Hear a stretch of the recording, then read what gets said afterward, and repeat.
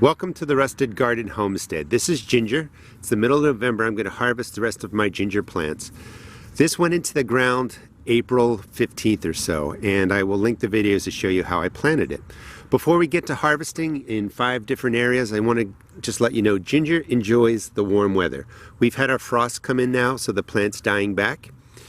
So even though I put this in the ground in middle of April, because the earth was cold, it really took a long time to germinate and get going. So just as a tip, if you're in a zone like me, Maryland, I'm going to put this in again in April, but I'm going to put some sort of dome over it, really create something to warm up the soil. Ginger really appreciates warm soil. So if I can warm it up more in April and May, I'm going to get a whole lot more ginger over the season. You want a good solid 6 months of warm soil and warm temperatures, in my opinion, to get a healthy ginger plant. Now this one's pretty good. I haven't harvested any of it. Over time, like this plant's a little bit beat up. The plant back there is beat up. We'll see what's left. But I've been reaching in over the last couple of months and just pulling out pieces of ginger as I needed it. You can do that. I believe ginger is a rhizome. Anyway, it creeps along beneath the earth and it will just get bigger and bigger and bigger with the right conditions, warm soil, warm temperatures. If your area doesn't freeze or frost, you can just keep this going. But pretty soon, the top 2 inches of my soil are going to freeze, and that will actually kill off the ginger. I tried it last year, 2 years ago. It actually freezes the ginger, it rots out, so I can't keep it growing over the winter. So here's the ginger harvest. It's going to come out of here. These were 3 main plants, not as big as I'd like, and then these, really isn't much ginger to harvest now, but I was taking pieces of the rhizome over the season, so these are going to go right into a pot and go inside the house for the winter. So let's start with just seeing what's in here. I don't expect there's going to be too much, and then we'll get to the bigger plant. So as I thought, not really much left because I've been taking the pieces off of here over the season. Now, if it didn't freeze, these would just continue to grow, spread out, and the ginger would hang around. Now, in the plant over here, I hope to have a whole lot more. So this was pretty deep. I actually had to go and get the larger shovel. So this is what's in there for this piece. There's a piece that broke off. And,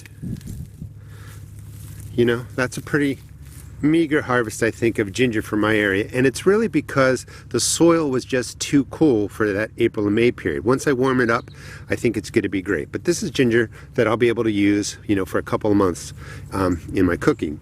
Now, I took the other ginger out from back there, and that's what it looked like right here.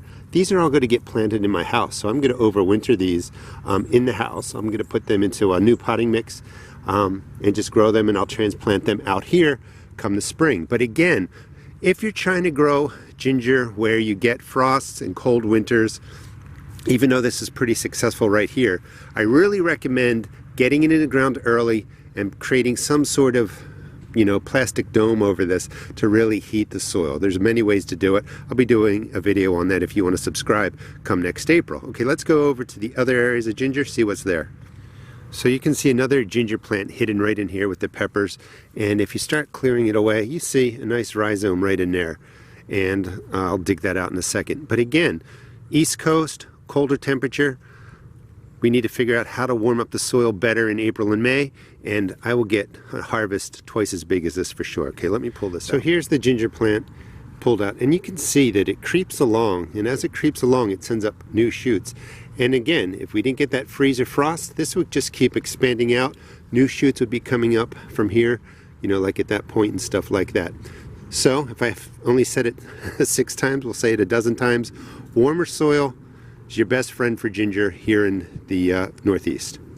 Tucked in here with the fall broccoli is another ginger plant. So it didn't really get a lot of time to spread out and grow like I wanted it to. And again, cold soil is the issue. Also, when you're setting up a place for ginger, you want it to drain well, you don't want it to sit in water. But the whole key for the East Coast, Northeast, any area where it's colder in the spring, colder in the fall, we really want warm soil. Okay, let me collect all of this. So here is my ginger harvest. These are the 3 main plants. That's okay, not really impressive. Looking at the last 6 months, what I'm going to need to do to really improve the yield of my ginger rhizomes is to warm up the soil, as I've been saying. And I may, plant them maybe into a space that has this polycarbonate cold frame over it, and that will really warm up the soil. Or I'll drop a cold frame over a bed, maybe some polyplastic of some sort, and really warm the bed up.